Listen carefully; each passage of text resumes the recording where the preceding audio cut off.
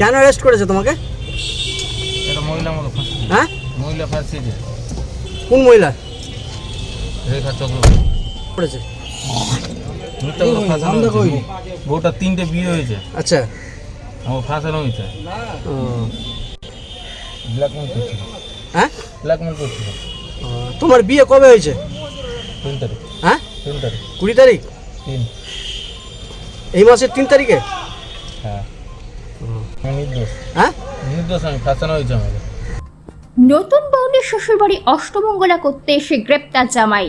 নতুন বউ নিয়ে শ্বশুরবাড়িতে অষ্টমঙ্গলা করতে গিয়েছিল জামাই, আর সেখানেই পুলিশ হানা দিয়ে নতুন জামাইয়ের হাতে হাত কড়া পরিয়ে নিয়ে গেল শ্রীঘরে।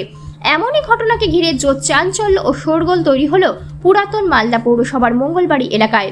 নতুন জামাইকে পুলিশ ধরে নিয়ে যাওয়ার কারণ হিসাবে উঠে আসে নতুন জামাইয়ের বিরুদ্ধে ধর্ষণের মামলা রয়েছে। সেই মামলা করেছেন এক মহিলা।